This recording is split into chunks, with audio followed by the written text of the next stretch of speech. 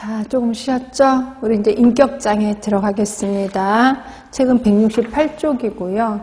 자, 인격장애는 말 그대로 그 나라 문화에서 보면 저 사람 성격이 이상해. 왜 저러지? 라고 이상하게 보는 걸 인격장애라고 표현하고 있어요. 자, 보시면 개인이 문화적 기대로부터 심하게 벗어난 지속적인 내적 경험 그리고 행동 양식을 우리 인격장애라고 하는 거고요.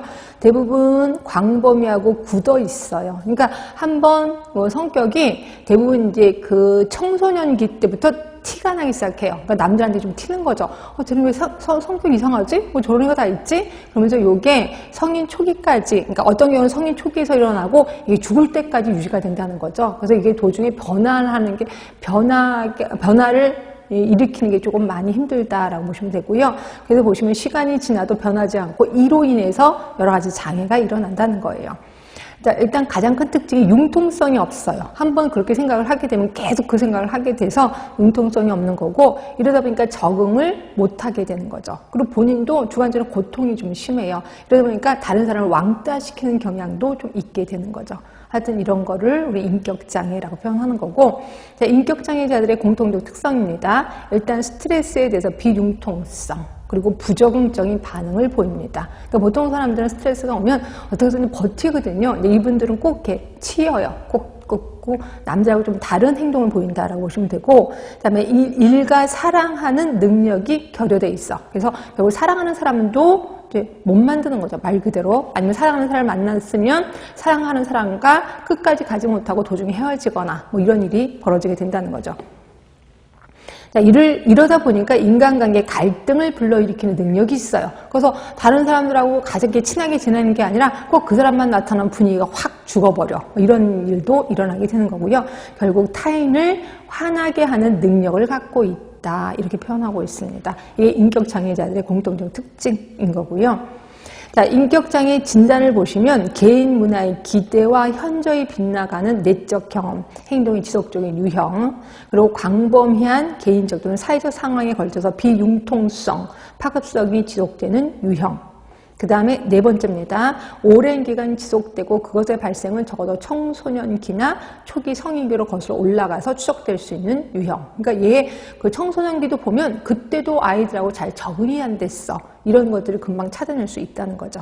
그리고 여섯 번째 보시면 다른 약물의 직접적인 생리적 효과로 인해서 일어날 수도 있다고 보시면 돼요. 그러니까 어떤 약을 계속 오래 먹다 보면 인격장애의 그런 특징이 일어나기도 하거든요. 그래서 이런 것들도 다 볼 수가 있다는 거죠.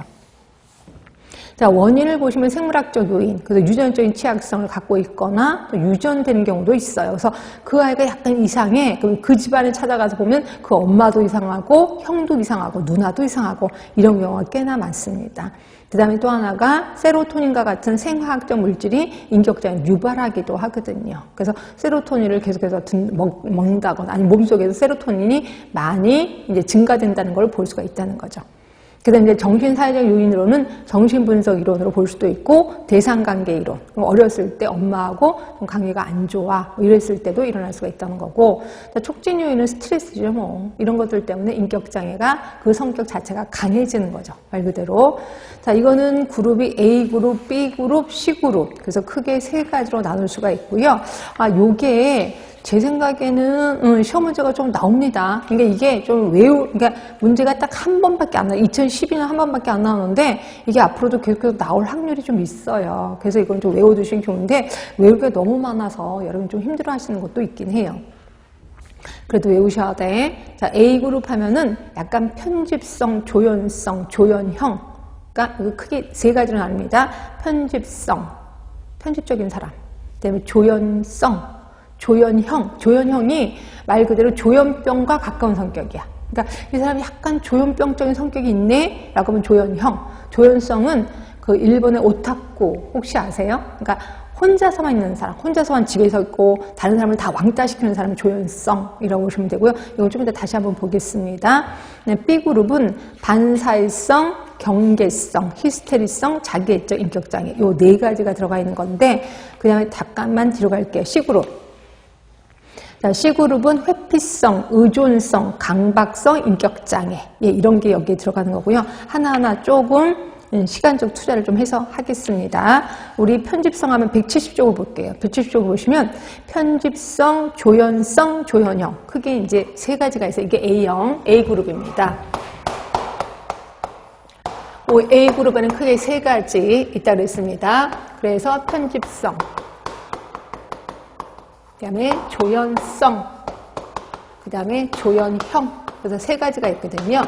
편집성은 편집적인 사람이라고 보시면 돼. 그래서 굉장히 그걸 뭐라고 해야 하나? B사감과 러브레터에서 B사감 생각하시면 돼요. 그래서 앞에서 항상 이렇게 잣대를 대고 그 잣대에 맞춰야 돼. 잣대에 조금이라도 흐트러지면 막 히스테리처럼 막 화를 내고 이건 이거대로 해야 돼 라고 해서 말 그대로 융통성이 없는 사람이라고 했어요. 융통성이 없어요. 이런 분들 은근히 많지 않아요? 그래서 계속 뭐가 우기면 계속 그거대로 해야 돼. 그래서 남들하고 싸움도 많이 해요. 왜냐면 자기 뜻대로 안 된다고. 그러면서 근데 약간 도덕적이긴 해요. 그래서 융통성이 한마디로 없는 사람을 편집성, 인격장애라고 표현하는 거고요. 이러다 보니까 남이 있든 없든 간에 원리 원칙대로만 행동하는 사람을 편집성, 인격장애라고 하는 거고요.